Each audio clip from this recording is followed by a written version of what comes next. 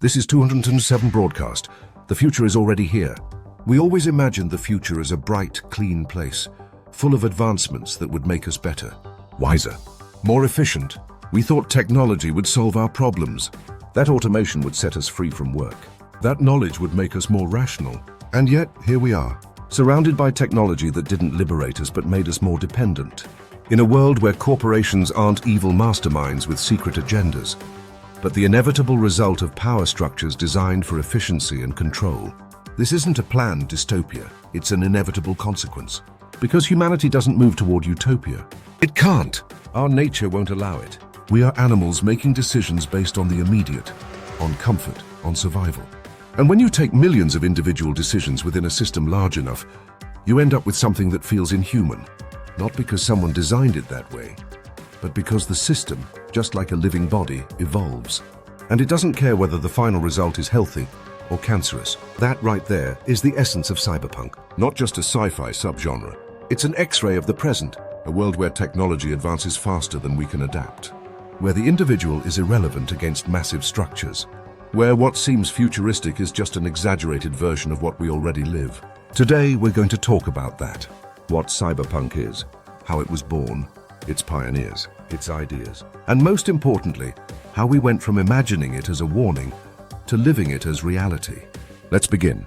What is cyberpunk? If the future is a grand story, cyberpunk is the chapter where humanity realizes it isn't in control. The term cyberpunk was born in the 80s, but its spirit had existed long before. Yes, it's science fiction, but not the kind with silver rockets and heroes exploring galaxies. It's not Asimov's optimism. It's not the epicness of Star Wars. Cyberpunk is a dirty, chaotic, disillusioned vision of the future. There are no galactic empires, no interstellar journeys. Cyberpunk is the future of the cities we already know. It's hyper-modern technology coexisting with a socially broken world. It's the unfulfilled promise of progress. To understand it, we have to go back. The 60s and 70s. Back then, science fiction was filled with hope. The idea that technology would lead us to something better. But a few writers started asking, what if it doesn't? What if technology solves nothing? What if instead of taking us to greatness, it simply amplifies our contradictions? One of the first to ask this was Philip K. Dick. His book, Do Androids Dream of Electric Sheep? Later inspired Blade Runner. And in his work, the question isn't whether machines can become human, it's whether humans still are. Then came William Gibson. With Neuromancer, 1984, he defined the genre.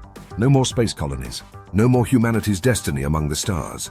Instead, a hacker, just trying to survive. In a world where information is the most valuable currency, where corporations hold more power than governments. And from there, cyberpunk exploded. Movies, Blade Runner, Akira, Ghost in the Shell, The Matrix. Video games, Deus Ex, Cyberpunk 27, Metal Gear Solid. Anime and manga, Psycho Pass, Ergo Proxy, Ghost in the Shell. But they all share one thing. A world where technology is incredible, but human life is still miserable, where individuals control nothing, and where the fight isn't for revolution, but simply for holding on to what little makes us human. Because that, right there, is the true heart of cyberpunk, humanity in crisis. Not just neon-lit cities, not just hackers with cybernetic implants. Cyberpunk is one question: what does it mean to be human, in a world where technology can do everything?